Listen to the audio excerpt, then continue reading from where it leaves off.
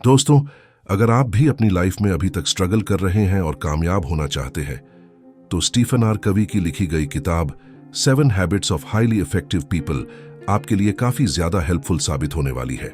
नमस्कार दोस्तों, मैं हूं आदर्श। इस किताब में ऑथर ने सफल लोगों की उन आदतों के बारे में बताया है जिसकी वजह से आज वे सफल हुए हैं। अगर आप इस किताब में बताई हुई आदतों को अपने जीवन में अपनाते हैं तो निश्चित ही आपके जीवन में भी चमत्कारिक बदलाव होने लगेंगे और आप भी जल्दी ही सफलता प्राप्त कर लेंगे। तो आइए शुरू करते हैं 7 habits of highly effective people book की समरी। लेसन नंबर 1, प्रोएक्टिव बने। लेखक ने इस पुस्तक में बताया है कि सफल लोग हमेशा प्रोएक्टिव होते हैं। प्रोएक्टिव वह व्यक्ति होता है जिसमें आत्म जागरूकता होती है। किसी दूसरे व्यक्ति की क्रिया तथा प्रतिक्रिया से उसके जीवन पर कोई प्रभाव नहीं पड़ता है। लेखक बताते हैं कि हमारे समाज में 2 तरह के लोग होते हैं, रिएक्टिव तथा प्रोएक्टिव। रिएक्टिव लोग हमेशा दूसरे लोगों जैसे समाज, सरकार, मौसम, परिवार आदि को दोष देते रहते हैं। वो हमेशा यह मानकर चलते हैं कि उनके हाथ में कुछ नहीं है, इसलिए उनकी परेशानियों का कारण भी दूसरे लोग ही है। रिएक्टिव व्यक्ति हमेशा अपनी परिस्थिति के लिए दूसरे को दोष देते रहते हैं। वे अपने भौतिक परिवेश से भी प्रभावित होते हैं। अगर मौसम अच्छा है तो वे अच्छा महसूस करते हैं, अगर मौसम अच्छा नहीं है तो इससे उसके नजरिए और कार्य शक्ति पर विपरीत प्रभाव पड़ता है। वही प्रोएक्टिव व्यक्ति अपना मौसम साथ लेकर चलते हैं, चाहे बारिश हो या धूप, इससे उन्हें कोई भी फर्क नहीं पड़ता है। वे जीवन मूल्यों से संचालित होते हैं और अगर गुणवत्तापूर्ण कार्य करना उनका जीवन मूल्य है तो इस बात से उन्हें कोई फर्क नहीं पड़ता कि मौसम उनके अनुकूल है या नहीं। रिएक्टिव लोग अपने सामाजिक परिवेश यानी सामाजिक मौसम से भी प्रभावित होते हैं। जब लोग उनके साथ अच्छा व्यवहार करते हैं तो वे अच्छा महसूस करते हैं। वही जब लोग उनके साथ अच्छा व्यवहार नहीं करते हैं तो वे सुरक्षात्मक मुद्रा में आ जाते हैं। प्रोएक्टिव व्यक्ति भी सामाजिक परिवेश से प्रभावित होता है, लेकिन वे अपनी आत्म जागरूकता का इस्तेमाल करते हैं जिससे बाहरी कारकों को वे अपने ऊपर हावी नहीं होने देते हैं। सफल लोगों की पहली आदत यही होती है कि वे अपनी परिस्थितियों के लिए किसी दूसरे को दोष नहीं देते हैं, बल्कि उसकी जिम्मेदारी स्वयं लेते हैं और आगे बढ़ते हैं। दोस्तों, अब चुनाव हमें करना है कि हमें रिएक्टिव व्यक्ति की तरह बिहेव करना है या फिर प्रोएक्टिव व्यक्ति की तरह बनकर सफल होना है। लेसन नंबर 2, अंत को ध्यान में रखकर शुरू करें। आप अपनी आंखें बंद करके देखें कि आप अपने किसी प्रियजन की अंत्येष्टि में शामिल होने जा रहे हैं। यह देखें कि आप अपनी कार से अंत्येष्टि में भाग लेने के लिए कब्रिस्तान या श्मशान घाट जा रहे हैं, कार पार्क करके। जैसे ही आप अंदर जाते हैं, आपको फूल दिखाई देते हैं और धीमा धीमा संगीत सुनाई देता है। आगे जाने पर आपके परिवार वाले और मित्र दिखाई देते हैं। आपको उस प्रिय व्यक्ति के बिछड़ जाने का दुख होता है, परंतु आपको खुशी भी होती है कि वह आपके करीब रहा था। ऐसा भाव वहां पर मौजूद सभी लोगों के दिल में होता है। जब आप आगे बढ़ते हैं और ताबूत में झांकते हैं तो अचानक आपको अपना चेहरा दिखाई देता है। यह आपकी अंत्येष्टि है जो कुछ महीने या साल बाद आपकी होगी। यह सब लोग आपके सम्मान में एकत्रित हुए हैं। वे आपके जीवन के बारे में प्रेम तथा सराहना की भावनाएं व्यक्त करने आए हैं। आप बैठ जाते हैं और अंतिम संस्कार की प्रक्रिया शुरू होने का इंतजार करते हुए अपने हाथ में रखे कार्यक्रम पर नजर डालते हैं। आपके परिवार वाले, रिश्तेदार, मित्र, करीबी आदि बोलने वाले हैं। इसमें पहला वक्ता आपके परिवार वाले होंगे। यह आपके पुत्र, पुत्री, भाई, बहन, चाचा, भतीजा कोई भी हो सकता है। दूसरा वक्ता आपके करीबी मित्र होंगे जो इस बारे में बताएंगे कि आप व्यक्ति के रूप में कैसे इंसान थे। तीसरा वक्ता आपके ऑफिस या व्यवसाय का सहकर्मी होगा और चौथा आपके व्यक्ति आपके सामुदायिक संस्थान का होगा जो सभी आपके अच्छे या बुरे गुणों के बारे में लोगों को बताएंगे। अब आपको गहराई से यह सोचना है कि आप अपने परिवार, करीबी या मित्रों आदि से क्या सुनना पसंद करेंगे। आप उनके शब्दों में अपना किस तरह का प्रतिबिंब देखना पसंद करेंगे कि आप किस तरह के पति, पत्नी, पिता या माता थे, किस तरह के पुत्र या पुत्री या चचेरे भाई थे, किस तरह के मित्र थे, किस तरह के सहकर्मी थे।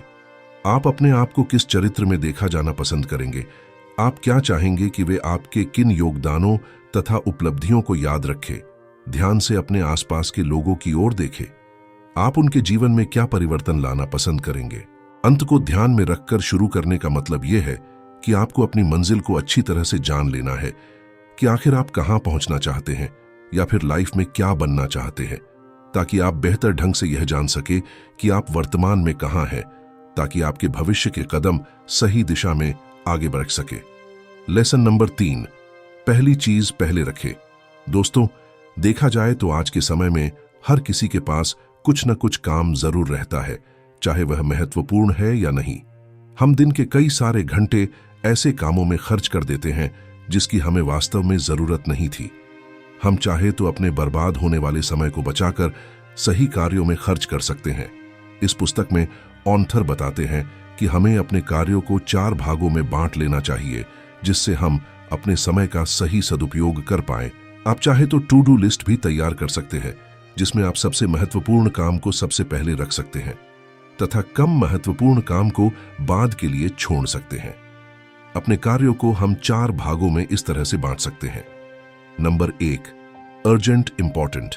इसमें वे कार्य आते हैं जिन्हें आपको तत्काल करना होता है और जो काफी ज्यादा महत्वपूर्ण भी होते हैं, जैसे आने वाले एग्जाम की तैयारी, अचानक आने वाले किसी खतरे को निपटाना। Number 2, not urgent but important. इसमें ऐसे काम आते हैं जो हमारी लाइफ में महत्वपूर्ण तो होते हैं, लेकिन उन्हें तुरंत करने की आवश्यकता भी नहीं होती है, जैसे शरीर के लिए व्यायाम करना। Number 3, urgent but not important. इसमें ऐसे कार्य आते हैं जिन्हें तुरंत करना होता है, लेकिन वे महत्वपूर्ण नहीं होते हैं, अर्थात उन्हें करने से हमारी लाइफ में कोई पॉजिटिव इफेक्ट नहीं पड़ता है, जैसे दोस्तों के साथ घूमने जाना, मूवी देखने जाना। Number 4, not urgent not important. इसमें ऐसे कार्य आते हैं जिसे करने से आपका टाइम पूरी तरह से बर्बाद होता है, जैसे गेम खेलना, सोशल मीडिया पर टाइम खराब करना। दोस्तों, जो सक्सेसफुल लोग होते हैं वो हमेशा पहले और दूसरे वाले क्वाड्रेंट को चुनते हैं, जिससे वे अपने समय का सही सदुपयोग कर पाते हैं। अगर आपको भी अपनी लाइफ में सफल होना है तो आपको भी पहले और दूसरे वाले कार्यों को करने में अपने समय को खर्च करना चाहिए। लेसन नंबर 4, हमेशा सभी की जीत के लिए सोचे। इस पुस्तक में लेखक बताते हैं कि व्यक्ति को हमेशा सबकी जीत की भावना से कोई कार्य करना चाहिए। खेलों में एक टीम जीतती है तो दूसरी टीम हारती है, लेकिन हमारी लाइफ में ऐसा नहीं होता है। हमें यह कभी नहीं सोचना चाहिए कि सामने वाले को हराकर या नीचा दिखाकर आगे बढ़ जाऊं। हमें सबसे पहले सामने वाले व्यक्ति की जरूरत को समझना चाहिए और साथ ही यह देखना चाहिए कि हमें क्या चाहिए। फिर सोच विचार कर एक ऐसा रास्ता निकालना चाहिए जिससे सामने वाले को यह लगे कि उन्हें फायदा हो रहा है। अगर आप ऐसी सोच रखते हैं तो यह आपके जीवन में क्रांतिकारी बदलाव लेकर आएगी और अधिक से अधिक लोग आपके साथ जुड़ेंगे। लेसन नंबर 5, पहले खुद समझना फिर दूसरों को समझाना। दोस्तों, सफल लोगों की 7 आदतों में लेखक बताते हैं कि बहुत से ऐसे व्यक्ति हैं जो सामने वाले की पूरी बात सुने बिना ही अपनी प्रतिक्रिया देने लगते हैं।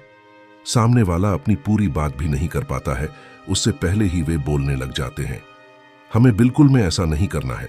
अगर सामने वाला आपसे किसी विषय पर डिस्कस कर रहा है या फिर किसी समस्या का समाधान पूछ रहा है, तो सबसे पहले यह प्रयास करें कि आप उसकी पूरी बात को ध्यानपूर्वक सुनें, उसके बाद ही अपना सुझाव उन्हें दें।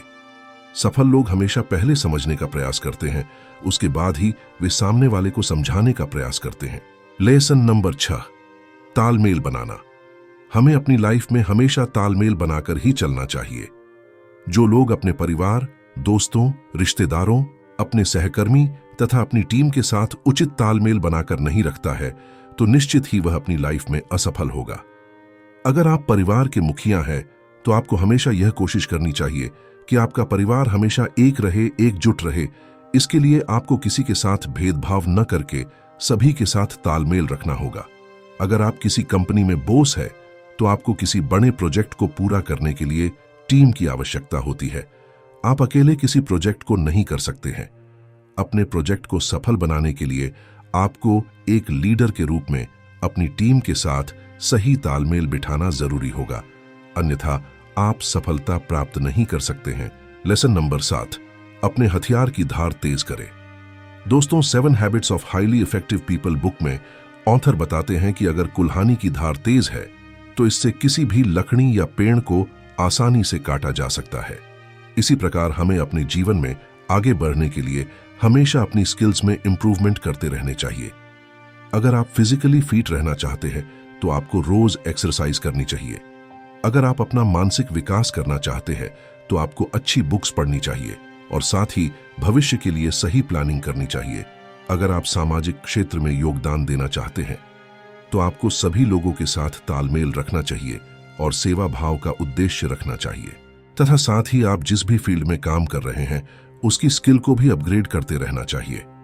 कहने का तात्पर्य यह है कि हमारी उम्र चाहे जो भी हो, हमें रोज कुछ न कुछ जरूर सीखते रहना चाहिए।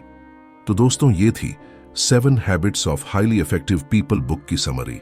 अगर आप ये किताब खरीदना चाहते हैं तो वीडियो के डिस्क्रिप्शन में लिंक्स मिल जाएंगे जहां से आप इस बुक को आसानी से खरीद सकते हैं। उम्मीद है आपको ये वीडियो पसंद आई होगी। ऐसे और भी दिलचस्प ऑडियो बुक्स सुनने के लिए हमारी प्लेलिस्ट चेक करें। धन्यवाद।